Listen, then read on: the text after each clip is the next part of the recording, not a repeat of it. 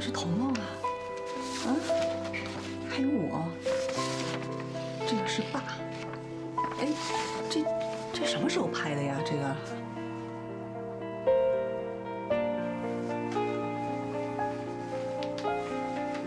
你私底下调查我的家人，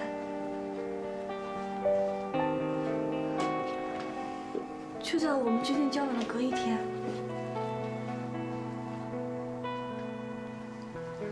对，哥，怎么还不下来呀？像我之前我都跟你说过我有哪些家人了，你是不相信我吗？所以才暗中调查我。既然你那么不信任我，为什么还要决定跟我交往？珊珊，不是这样的，你不要怪我哥，都是我找人调查你的。 即使风月不找人调查，结婚前我也会这么做。珊珊，你千万别往心里去啊！其实呢，这是风家人了解你们家一个比较特殊的方式。你看，你们老家这么远，那风月呢找人拍点照片，了解一下你的家人，千万别生气啊！所以你们都记住了，满意了，同意跟我结婚了是吗？ 我是不是应该很开心啊？好好过年。我们先不讨论结婚的事。以后也用不着讨论了。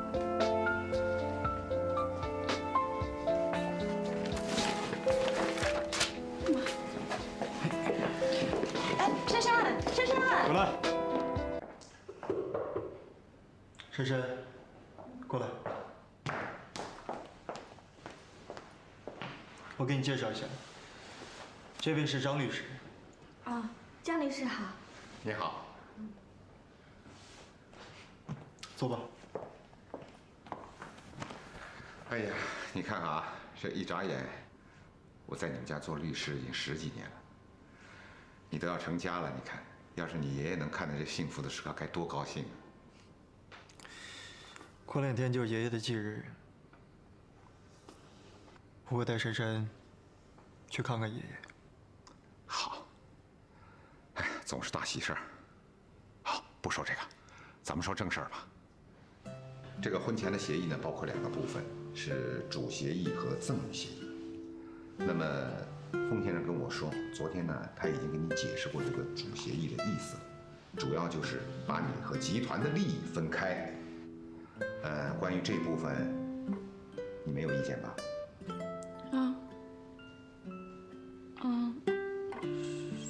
是啊。那好，这里呢是赠与协议，它包括了风先生名下所有的房产、商铺、珠宝首饰、股票以及股权基金。啊，这也是你和风先生结婚以后暂时能够得到的所有。这么多，而且昨天风腾没跟我提这些呀。哦，当然了。 这是你能得到的所有的不动产，还包括我们风先生这位动产。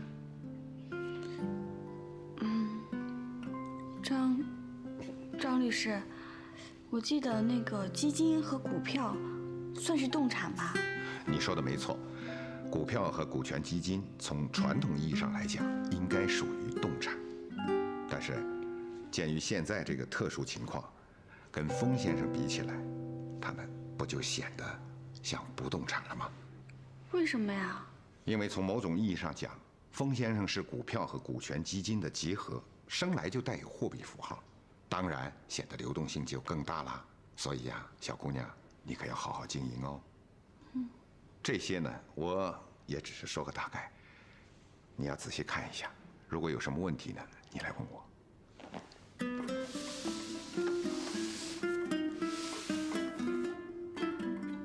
这么厚一堆，从哪里看起啊？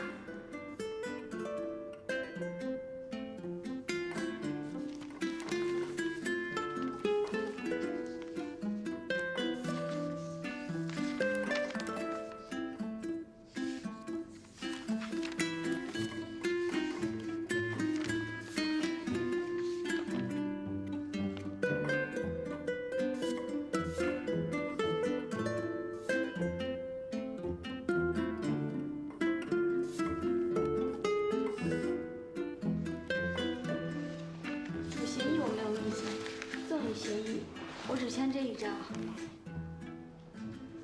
这一张。这。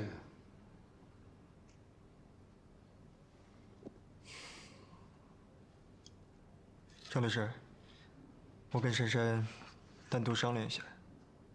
好，那你们俩再商量一下，我去打个电话。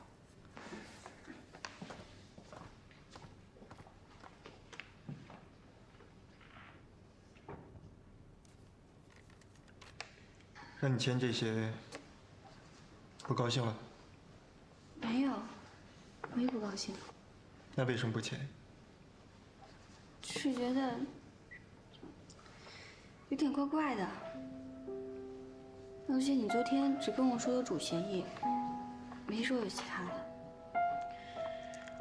主协议是爷爷在风月结婚的时候拟定的，目的就是为了保证集团在任何的情况下都不受影响。这些赠与是我风腾所有的个人资产。主协议我没有意见。既然主协议保障了集团利益，那我也要保障你的利益。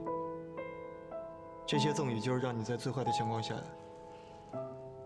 至少还可以拥有这些。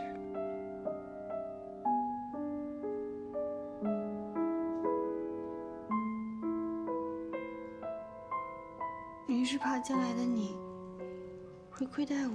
不是，我可以把这些档案资料都当成是废纸。但珊珊，岁月太长了，我不知道未来会发生什么事情。至少你拥有这些，我可以少一份畏惧。风腾，你知道我为什么会选这间公寓吗？为什么？因为在你名下的所有财产当中，只有那间公寓拥有我们共同的回忆，这才是我最想珍贵的。我不想因为这些东西模糊了我们的感情，模糊了我们关系的焦点。再说了，我是跟你结婚，又不是跟钱结婚。没有你的话，就什么都有了。如果没有你，那些东西对于我来说，什么都不是。如果你不签这些，将来你可能什么都得不到。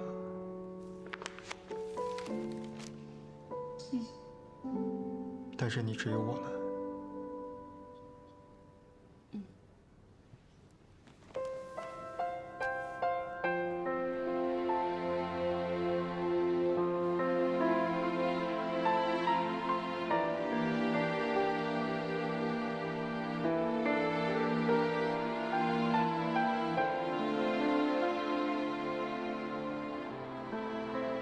妈，我要结婚了。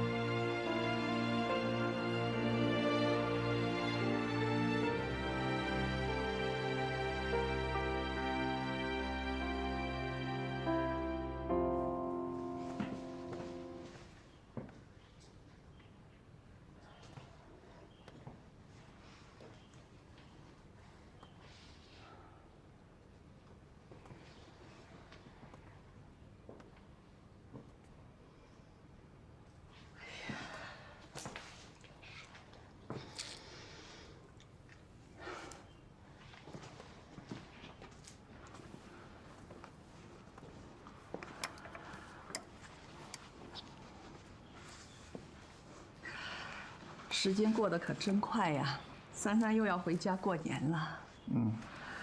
当初牵了她的手上幼儿园，感觉就是昨天的事儿。是啊。没想到，过完年后珊珊就要结婚了。你说什么？刚才珊珊打电话来说，就是在说这个事儿。你不是才跟我说珊珊交男朋友了？怎么没几天又说要结婚了？哎呀，是啊是啊，我也骂过她了。我说了，这个事儿得要先问问你。我看啊，你是早就知道这事了，跟着他瞒我瞒到现在，瞒不过了吧？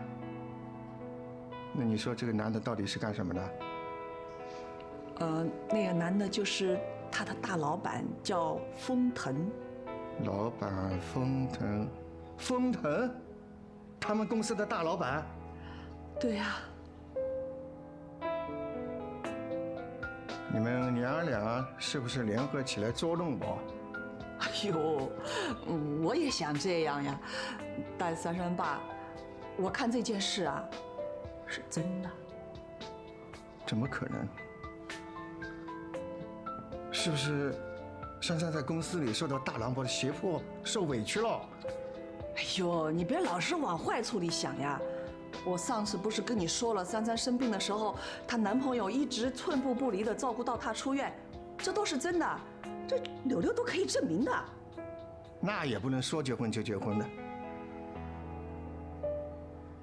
珊珊是不是？没有，我打电话问过她了啊。哎呀，你别东想西想的瞎琢磨了，好不好？那就算是吧，那对方不是也提出结婚了吗？你怎么说这话？我说什么啦？珊珊都已经23了，不是小丫头了，已经长大了，她总是要嫁人的嘛。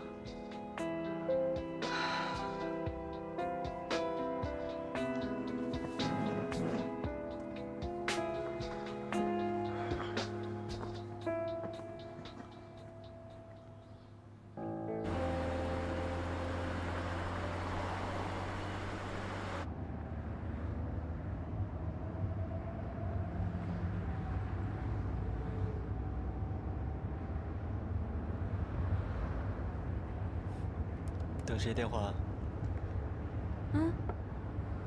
没有啊，没事儿，只是在看时间。妈妈怎么一点消息都没有啊？急死人了。彤彤啊，这个叫啊什么的，就能查到封腾的来历啊？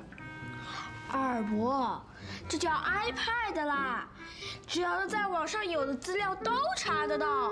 哦，那你帮二宝查一下封腾。发现什么了？原来我想要买的那款游戏是丰腾集团底下的子公司出的。下次我叫珊珊姐带一套回来，我就不用花压岁钱了。你查这些没用的干嘛？你就查封腾这个人，有没有结过婚？有过几个女朋友？先查这些。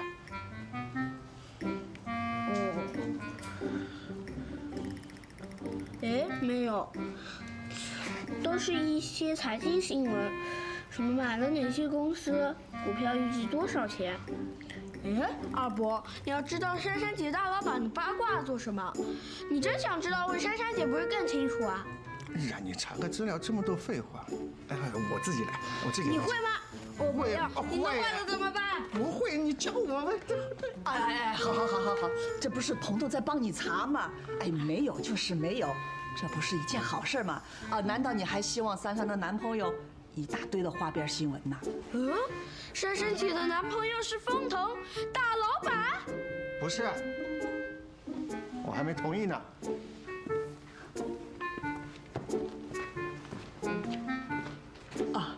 那个彤彤啊，谢谢你啊！你回家呢，先别跟你爸妈说这些，等珊珊姐回来以后，你们姐弟俩再多聊聊啊。好。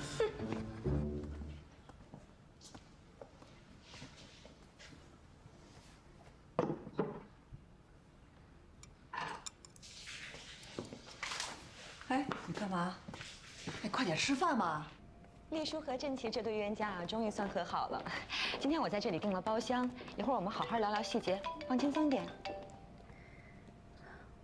我爸。你先进，我们先进去，走。喂，爸。珊珊，爸问你，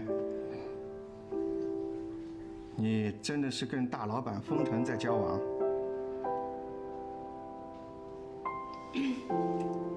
对啊。你是真心喜欢他这个人？我的意思是，你是喜欢他这个人，而不是他的身份。对。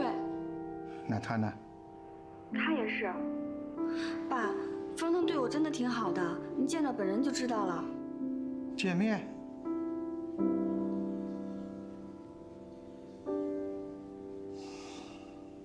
既然要见面，爸给他做套西装，就当见面礼吧。啊？爸，不用了，那个方腾他有挺多西装的，不用您做。这跟他有多少西装无关，你就把尺寸给我就行。爸，真的您别麻烦了，方腾他不需要。他不需要，我需要。爸知道他们家很有钱，可能也不在乎我给他做的西服。但是珊珊，你知道，爸这辈子可没有亲手做过西服送给哪一个人。爸，我明白了。您的心意，我会转达给他的。我先帮他谢谢您了。那你把尺寸尽快给我啊。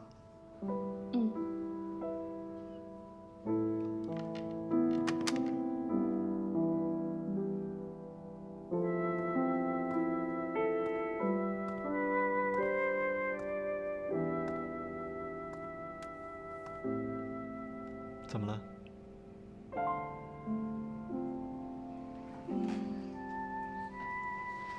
我爸说他要见你。我安排一下时间，跟你回去见父母。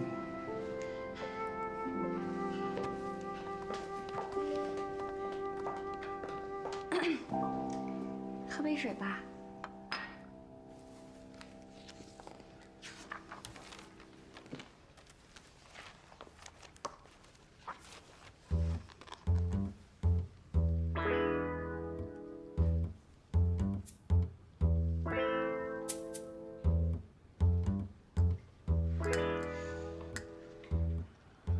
你在看家居啊？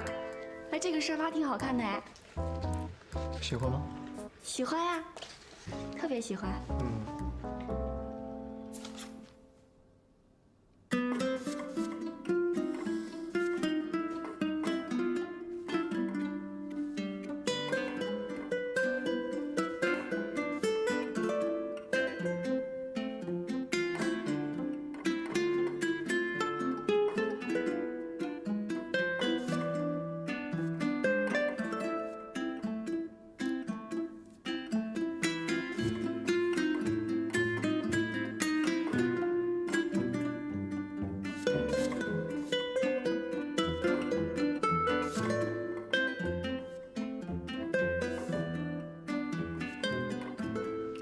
珊珊，今天出去我们在老宅过吧？不行啊，除夕要回家过的。我们结婚以后，就应该不能回家过年了吧？大年初一，我冯玉还有颜青去你们老家见你爸妈。真要回去见爸妈，不知道爸妈会是什么反应。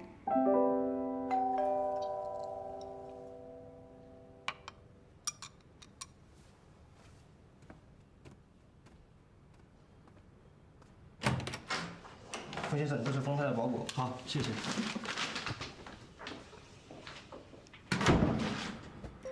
丰太太，原来她跟大楼的警卫是这样说的呀。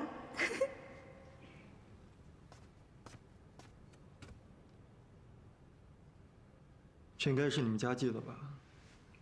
啊？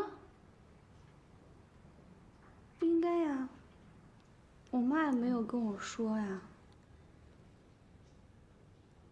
该不会是……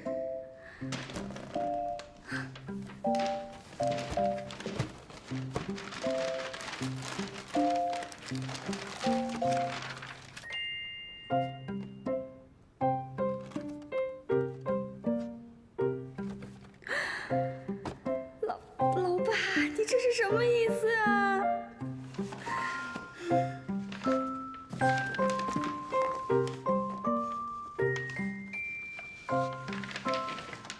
薛珊珊，啊？解释一下。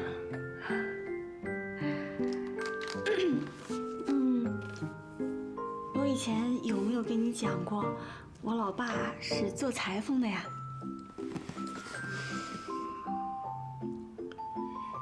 你应该没说过。那你现在知道啦。这套西装是我爸做给你的。他的意思呢，就是你要穿着这套西装回老家。你要是觉得不合适的话，不穿也行。哎呀，真的太兴奋了，乡下空气特别好吧？对呀，到时候我带你们去散散心。一定的。现在咱们走吧。哎，东西准备好了吗？全好了。你们人去就行了，准备什么东西啊？哎，应该的。那怎么行？我们一定得准备大礼去表我们的诚意。哎呀，太麻烦你们了！别，千万没什么没什么。我们走吧。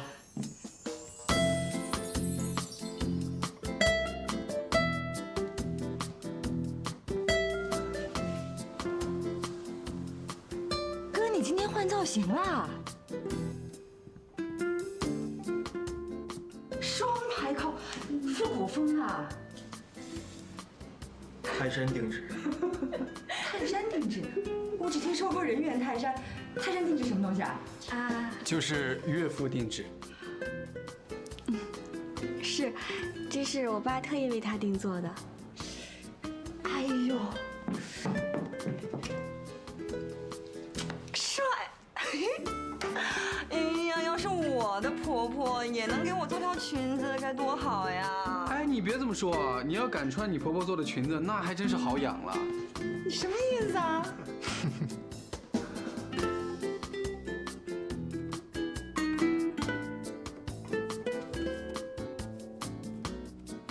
好看吗？很帅。咱们走吧。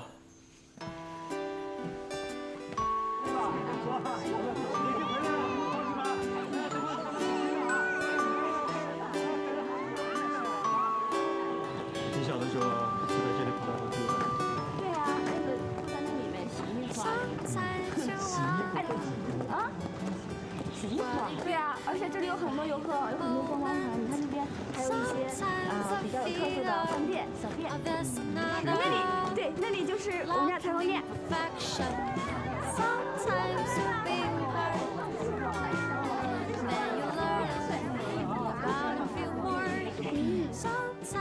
很不错。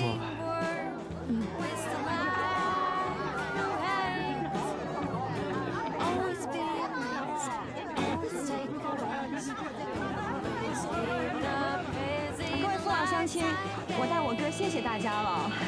谢谢。哎呀，你看我们初来乍到的，大家就那么热情的问候我们心里真的特别暖，太谢谢了。大过年的，我们也没什么表示的。王叔，红包带来了吗？我们分给大家，各位沾沾喜气，好吧？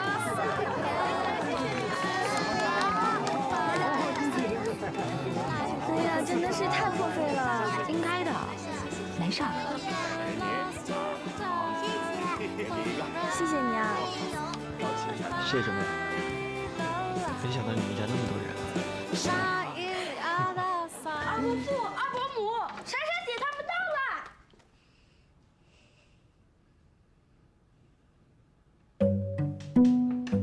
彤彤。哎，今天所有的人都在，我们拍张全家福吧。好呀，我也要拍的。您呐是薛氏的大叔公，就坐在这儿；镇长坐这儿，乡长坐这儿。拍什么全家福啊？我爸还没来呢。这是我们薛家的事啊，不劳烦大家啊，大家请回吧。不好意思啊，要不你们就先回去吧，好吧？啊，不好意思。哎，我还没发呢。快走快走走，你慢坐慢坐，我们过一会儿再来啊。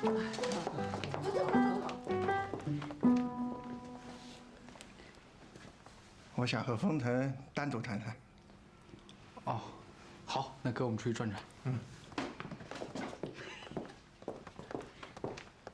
哎，你带珊珊也出去。我也要出去啊。啊，走吧走吧，听你爸的啊，走走走，走。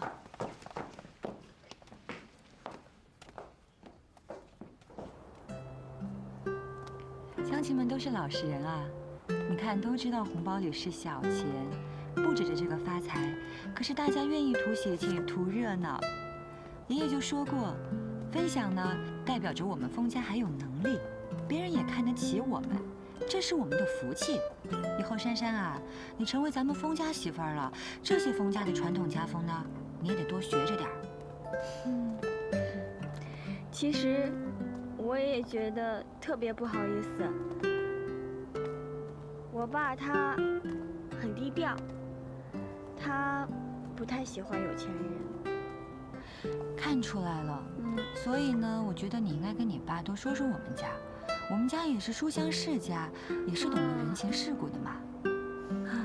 对哦，我怎么就忘了？不过封家显性代表就是财富，说太多也太欲盖弥彰了吧？不过珊珊这事儿啊，根本就不用你操心，你还担什么心呢？你爸那边完全由大哥搞定啊，是吧？来到你们这儿真舒服，天气又好，空气又清新，该烦恼的让我哥烦恼去吧。今天也就当我和延青的导游，带我们好好逛逛，好不好？好，走，带你们去逛逛。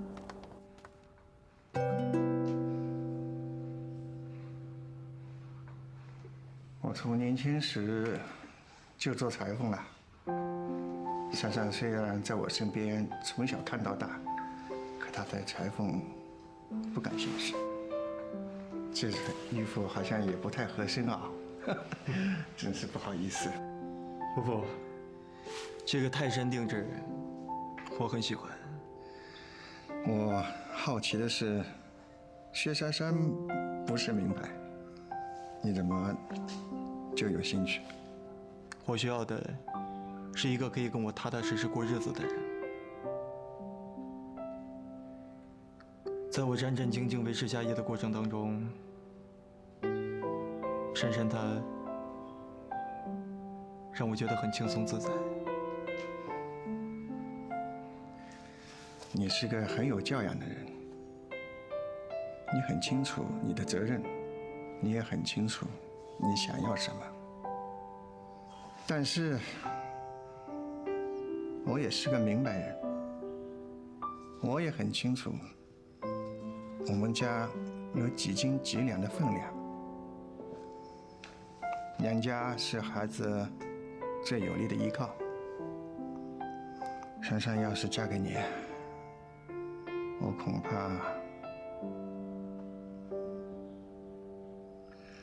她也只能靠她自己啊。珊珊有我，只要她愿意，她这一辈子都有我。我喜欢珊珊，是因为她活得很真实。我问您请放心，我和珊珊会过最真切平实的生活。身为集团大老板，肯定是能言善道。可是我不听，我只是看，我就看你以后是怎么做。你们要结婚，我不反对。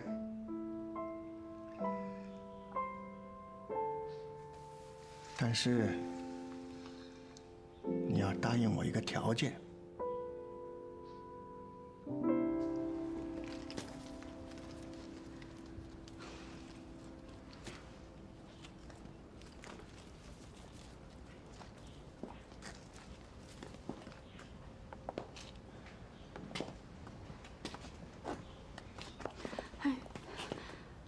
文腾，你还好吗？我怎么了？怕你爸爸盯在工作台上，刑讯逼供吗？我是有想过这个画面。不过刚才见岳父大人确实有点紧张。但是薛珊珊，你是在质疑我的谈判能力吗？所以，我怕他答应了。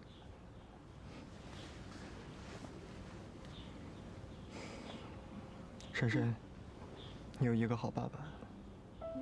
他没有为难你吗？有啊。啊？你爸他跟我聊了那么长时间，饿死我了。哎呀，这个时候你还想着吃饭呀？你先跟我说说，我没想爸，这是风腾他们自家农场种的蔬菜，是有机蔬菜，很营养的。是吧？多吃点。啊，好。你看啊，我们珊珊啊，就是要快嫁做人妇了。你看厨艺很好了吧？这个事情，这个火锅你看，不错不错。那当然了，不过风家有自己的大厨哦，不用我下厨了。那你嫁的人也不做饭啊？哎呦，这有什么了？不是说了吗？家里有厨师的吗？珊珊嫁过去不用伺候公婆，不用做饭做家务，哎，这是享福哎，这样你还不满意啊？风腾说了，你们两个结婚是要做踏实生活的。什么叫生活啊？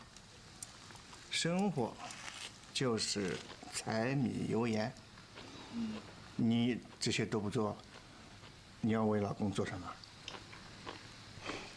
爸，您放心吧，我会努力的，我一定会做一个好媳妇儿的，相信我。哎呀，好了好了好了，说起女儿来，比我更婆婆妈妈的。这可是珊珊出嫁前最后一次在家过年了。妈，你别这么想，我每年过年都会回家的呀，啊，别瞎想啦，珊珊，结婚以后你还去上班吗？当然要去了，而且风腾也觉得这样挺好的。我也觉得去上班好。你们3年不生孩子，有个工作，也不会太无聊，也算是有个寄托吧。哎，你可千万不学那些阔太太，整天就想着做美容。不是，爸，您刚才说什么？3年之内不能生孩子？是啊，我跟风腾说过了呀，这是我让你们结婚提出的条件。爸，你怎么会开这种条件呀？就是啊，爸是想你们暂时不要孩子，相处一段时间以后，万一觉得不合适的话，也不至于耽误你嘛。爸，您是怕我们结婚之后，如果1、2年之内不要孩子的话，就没有牵绊，就没必要牵扯不清，是吧？这老头子，女儿出嫁前想这些，也太触霉头了吧？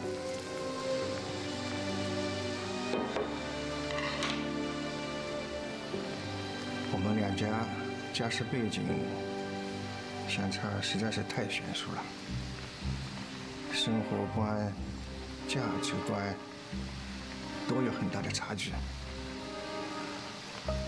爸有这个担心，珊珊，你可一定要理解啊。那风腾呢？他答应了吗？他答应了。答应了。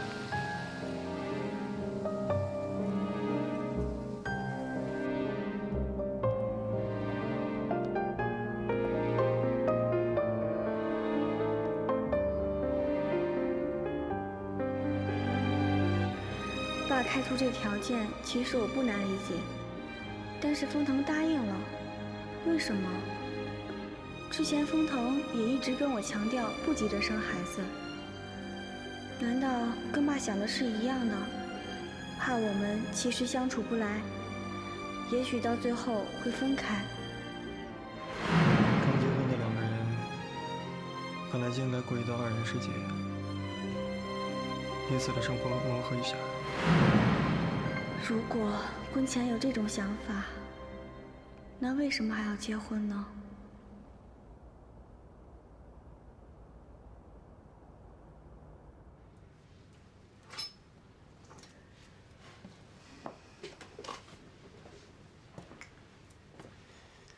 这么晚过来，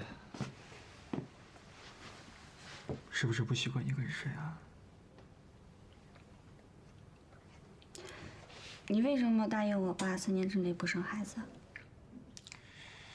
因为这是你爸答应结婚的唯一条件，也不是什么难事。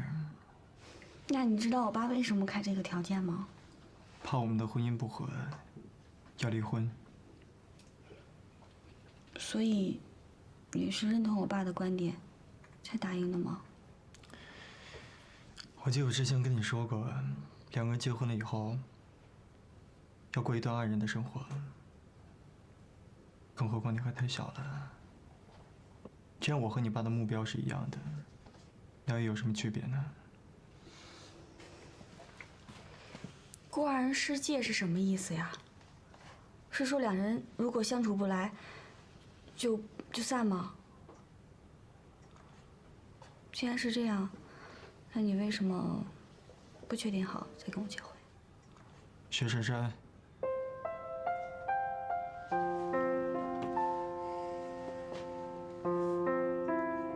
我方腾向来是要最好的。虽然我谈过几段感情，但是你是我要结婚的。一旦我要结婚，就会跟我的妻子白头偕老。但是你不一样，我是你的初恋。一旦你选择了我，将别无选择。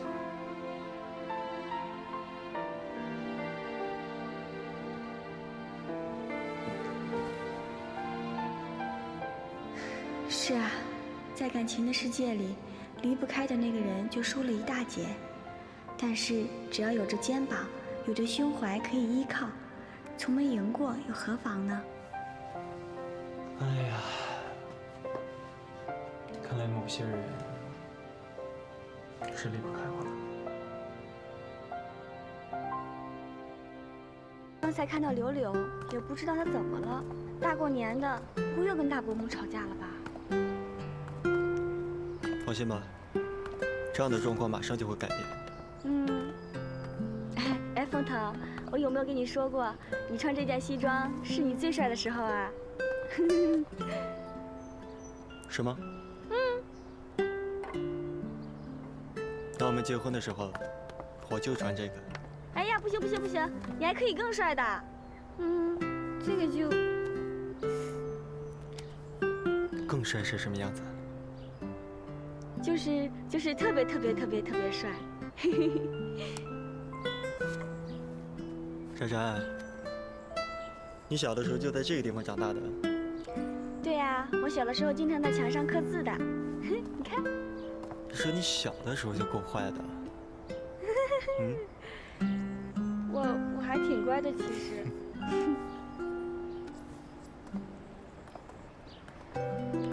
哎呀，妈曾经无数次的想象你出嫁的画面，可真没想到会是这般情景。我也没想到。其实昨天你和风腾一进门，我就觉得你们俩呀，特别般配。真的啊？我们家的女儿长大了，变漂亮了。珊珊啊，风腾说的对，以后呢，你们会过上踏实的日子。妈呢，也希望你能跟着他，能好好的、踏踏实实的过好每一天。这样我和你爸爸呢才能放心啊。放心吧，妈。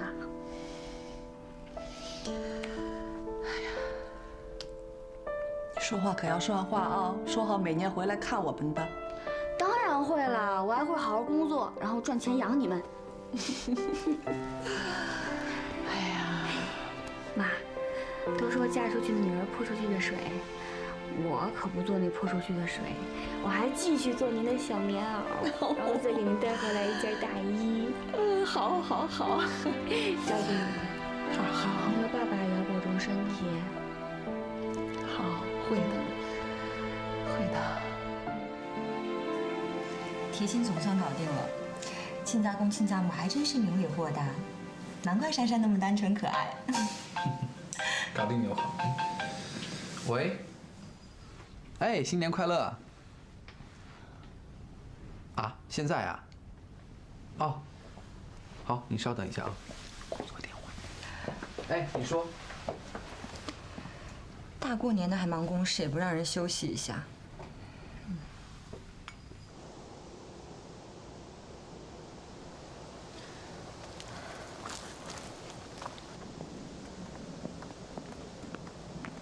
柳柳，怎么了？这么着急找我？严总，关于虚拟货币的那个企划案，尤承浩他卷款逃跑了。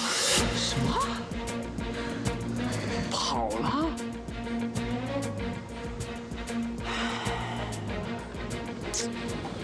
封腾说的果然没错，这小子靠不住。他卷了多少？他把1000万全部都卷走了，现在连他爸妈都不知道他躲到哪儿去了。这眼看年就要过了，我是负责人，这么大的事儿我不能不说啊。严总，这件事情我一定会负责到底的，请您再给我几天的时间，我一定会把尤承浩给找出来的。就算找不着他，你们给我投资的这1000万，我也会1分不欠的还给你们的。刘刘，你先别着急，你的人品我们都知道，这件事你也很认真负责。这样吧，这大过年的，现在也别提钱的事儿，回来上海再说。还有，这个事儿一定会解决的，在这之前，不要搞错珊珊和封腾。刘柳，你也来啦？刚好我中午带凤凤他们到处去逛逛，然后回家吃饭，你也一起来吧。哦，我来和严总拜个年，我家里还有事儿，我中午再过去吧。大家新年快乐啊！我先走了。哦，你们先聊，我去送送柳柳啊。嗯。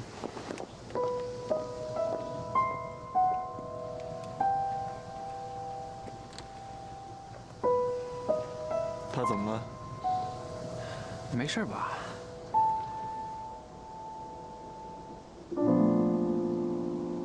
柳柳，哎呀，怎么了？你是不是出什么事儿了呀？怎么会突然去找严总呢？没有啊，我不是说了吗？我就是那个给严总拜个年。可是你的表情告诉我，你好像有心事，气色这么差。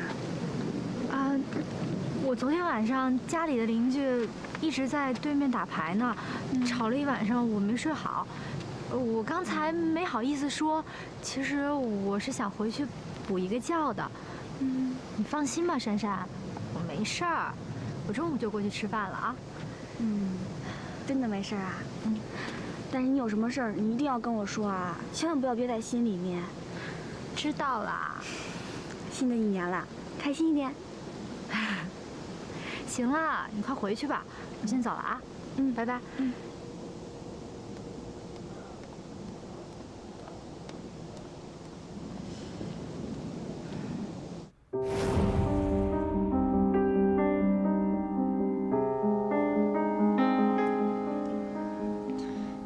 尤承浩把封家的投资的那1000万全都给盗领走了，现在人也找不到了。珊珊，珊珊，一定跟封腾说说，封家那么有钱，可不可以等我们找到尤承浩再说？千万别让我们先背上这1000万啊！妈，我都说了，这是我一个人的事儿，跟珊珊没有关系。怎么会没有关系呢？话不能这样说呀！你借的是封腾的钱，封腾都要娶珊珊了，那就是珊珊的钱，妈妈只有拜托他呀。妈，您别再说了，我本来就是这个事情的负责人，我就应该担当责任的。这个钱我自己会还清楚的。你怎么还啊？妈妈把你拉扯到这么大容易吗？你居然欠了那么多钱，我们就是8辈子不吃不喝也不一定还得清啊！珊珊，你知道从小大伯母最疼你，对不对？你帮帮我们啊！你要是不帮我，哎呀，我死了算了！大伯母，爷爷，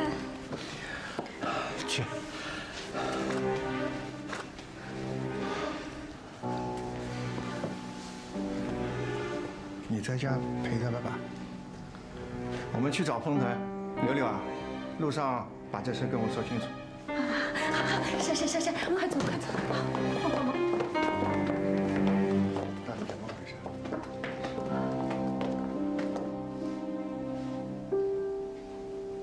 对不起，我不能把珊珊嫁给你。什么？不嫁了？哎，大弟，不是讲这个的，我是让你来求情的。你闭嘴！既然我已经知道了这件事情，我就不能装作什么都不知道似的，还把珊珊嫁给你。现在，我以薛家家长的身份向你承诺，这1000万，我一定会还你。哎呀，伯父，1000万就当我们封家的投资，投资跟结婚不能混为一谈。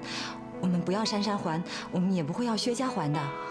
不行，这钱必须得还，这婚礼也必须得取消。我们珊珊不能在欠债的情况下嫁到你们封家。我薛某人这辈子也绝不占人便宜。哎呀，都要结婚了，一家人不说两家话啊，没什么欠钱还钱的。凤小姐，请你明白，我们薛家是嫁女儿，不是卖女儿。这个婚礼，我绝不会同意的。封腾，你别听我叔说的，这个案子的负责人是我没有管好，尤成浩才把钱卷走的。而且我其实是薛家抱来的孩子，跟薛家根本就没有血缘关系，所以这件事情跟珊珊没有关系，跟你们的婚礼也没有关系。哎呦，你说什么傻话呀？这1000万你拿什么还呀？哎呦，你这辈子都会毁了，你知不知道啊？这是1000万，你少说几句可以吗你？哎，怎么还？怎么还？你别还了！怎么会？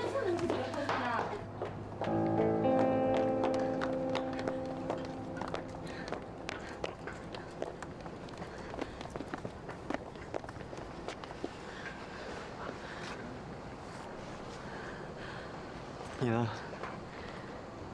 还想不想跟我结婚？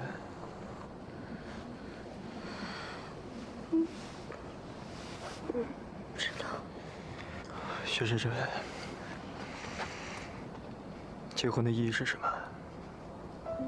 结婚的意义，这时候结婚的意义是2个相爱的人发誓这辈子不管健康残疾、贫穷富贵，都要不离不弃，相互扶持。你要为了这1000万不跟我结婚吗？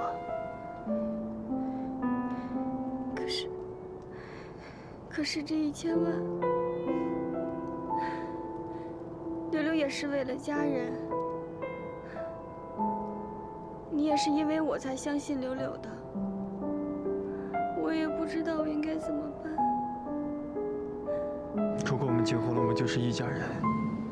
你们家发生了任何问题，都是要我们共同面对的，而不是像你爸刚刚所说的，是你们家欠我们家的。薛深深，你现在因为这1000万就承受不住了？那我想问你，如果以后丰腾欠了几百个亿，整个集团都倒闭了，到那个时候我承受不住了，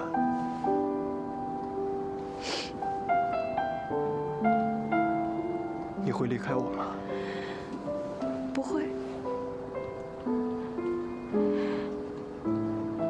可是，一边是你，一边是我爸，我也得为我爸着想啊。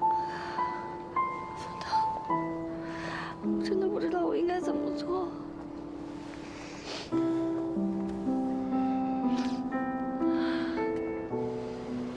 看着我，你现在有足够坚定，相信我。我们可以先不谈婚礼的事情，但是我们一定要结婚。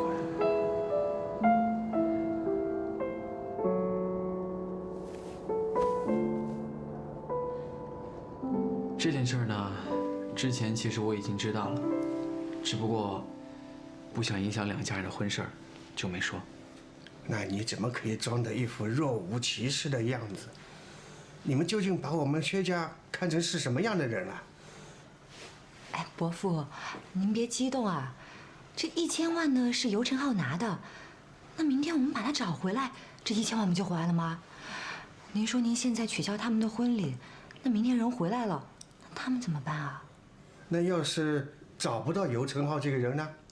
人海茫茫，他要躲起来，你怎么可能找得到他？伯父，您别紧张，我们呢已经报了警，这不大过年的吗？我们想回到上海之后啊，马上处理这个事儿。总之，这个事交给我解决，好吗？不行，就是这一点不能妥协。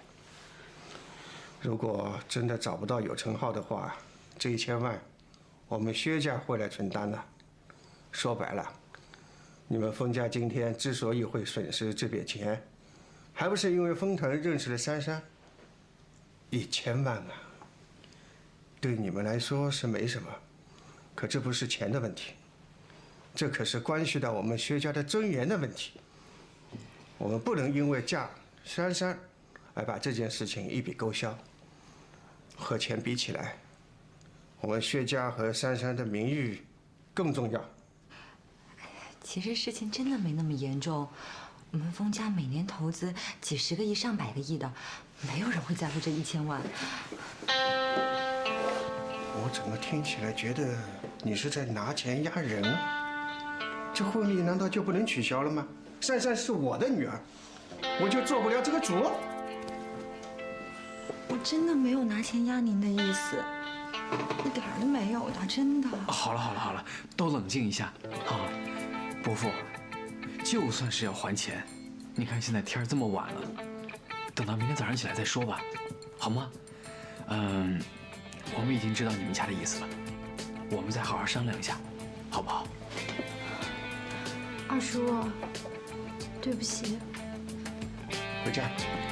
我说大姐，你大脑进水了，你这都不问我们进去了，你干嘛还往自己身上揽啊？真气死我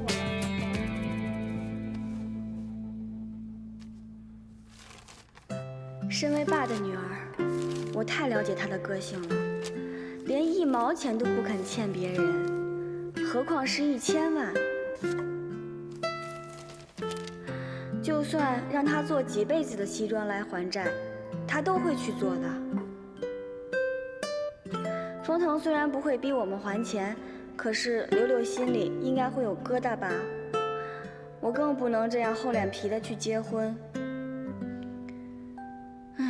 封腾当时想给柳柳一个机会，大概也没想到连我们自己都深陷泥沼吧。现在该怎么办啊？这些都是讨论怎么挑日子、婚礼细节的方案，我准备的好辛苦。王叔从上海特地拿过来的，就是准备这一次跟薛爸薛妈商量好。现在好啦，婚礼还不知道办不办呢。每一家都有规矩，我们的婚礼就等这个事情解决了以后再说吧。解决？哦，你真的等薛家筹齐1000万？还给我们才叫解决啊！如果他们认为是最好的办法，我当然想维护他们的尊严。好吧，我知道我哥一定有本事顺利的解决，不为难他们的。那我们呢？明天就回上海了，珊珊跟我们一起吗？先不用，我希望他留下来，多陪一下家人。你也辛苦了。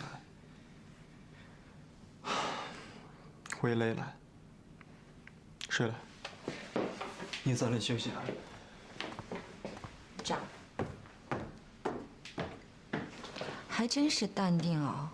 皇帝不急急死太监。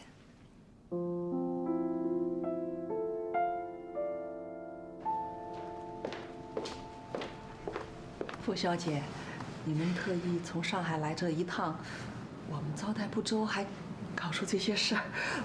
我都没脸过来跟你们告别了。伯母，您千万别那么说。伯父也是担心珊珊的名声，所以才会那么生气，我们都可以理解。说实在的，如果真的为了1000万，我们封家就不认珊珊这个媳妇儿，那岂不是给我们封家留下骂名吗？所以呢，伯父那边还请您多多替我们美言几句啊。凤小姐，我谢谢你的大人大量。老头子有他自己的想法，我们彼此谅解了啊。伯母，这事儿你就别担心了，等这事儿解决之后啊，我们再来拜访您。哎，好。是的呀，珊珊还是要跟我哥结婚的呀，对吧？是啊。风腾呢？在楼上，收拾呢。那我带我妈上去跟她打个招呼吧。哎，好。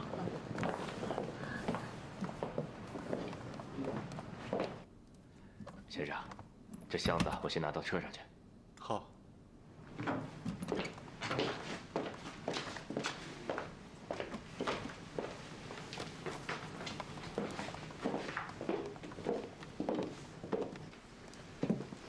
风腾，伯母，那我们就先回上海了。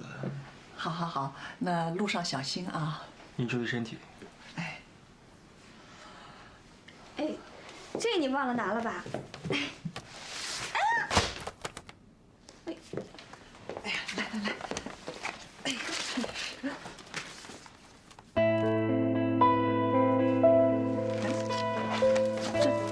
这不是大嫂吗？这是彤彤啊，啊，还有我，这个是爸。哎，这什么时候拍的呀？这个？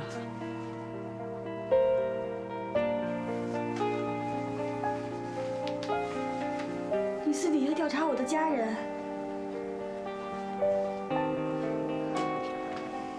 就在我们决定交往的隔一天。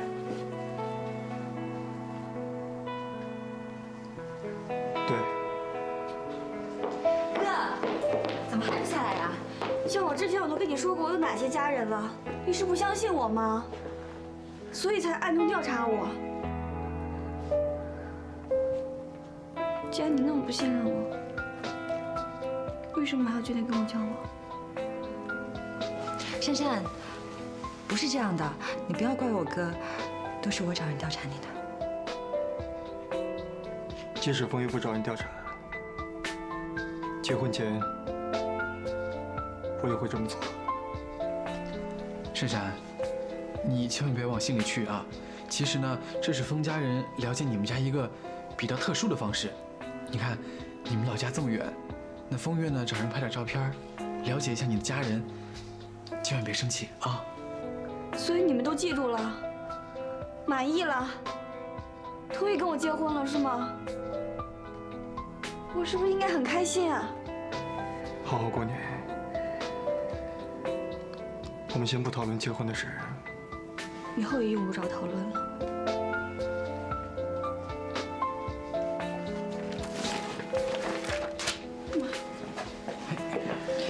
哎，珊珊，珊珊，回来。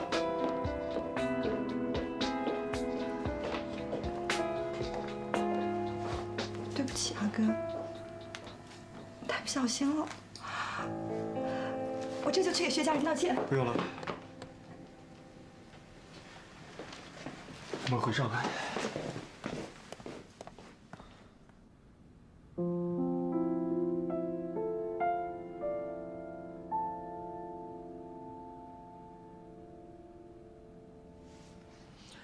咱们家大爷爷起就住在这儿，想要了解点什么，派个人过来一趟不就行了吗？弄得结婚前还要被调查一番，搞得我们像黑户似的，至于吗？这些有钱人做起事儿来，从不考虑别人的感受，真是冷血无情。这种事情有什么好生气的？我要有几个亿的身价，我也会这么做。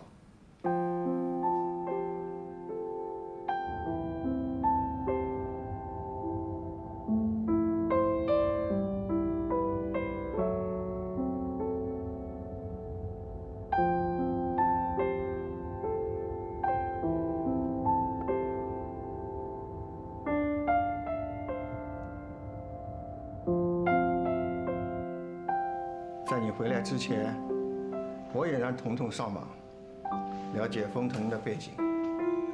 这年头，台面上的人一举一动，都有记者帮着盯着。咱们薛家默默无闻。珊珊，你想一想，封家几代人积累的财富，凭什么就你薛珊珊几句话上门当了媳妇，尽享他们荣华富贵？同样都是调查，只不过封家是用了花钱的方式。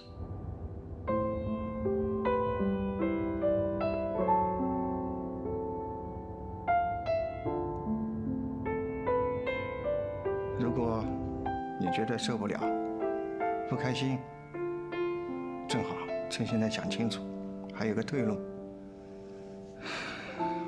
现在的重点也不在这里，我看有成浩是找不到这个人了。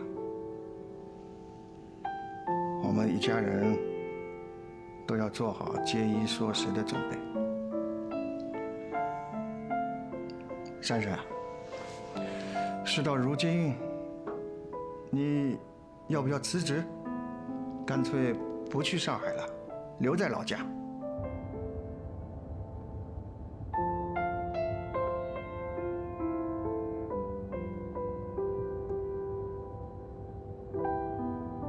啊？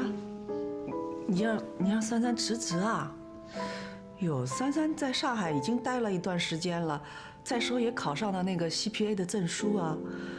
你让她回来，在咱们这个小镇上，能找到什么工作来还那个1000万呢？你这不是要逼死珊珊吗？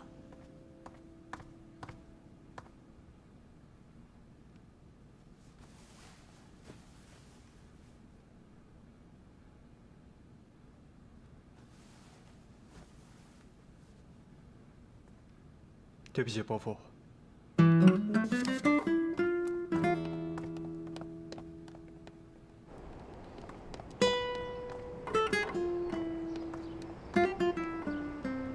找人调查你们家，绝对没有看清你们家的意思。我知道，你们封家家大业大，你有这样的举动是一件很正常的事情。只是通过这件事情，我也觉得我可能还没有准备好做封太太。那不行，我已经向你求过婚了，而且我跑这么远来提亲，我不能白白浪费时间。柳柳那1000万，既然伯父坚持要还，那我们就等还清1000万之后，我们再结婚。柳柳说，刘成浩的爸爸也有投资500万，当然现在也没有人要回去，只是我们也没有办法拿出更多的钱还给你们。不过扣掉之前一些运作成本，我们至少还有350万。所以，我不建议你们把350万变成1000万之后再还给我。你觉得我可以做到吗？我一直很相信你。好，你放心，我们薛家一定会还你1000万的。还清了1000万，你要马上嫁给我。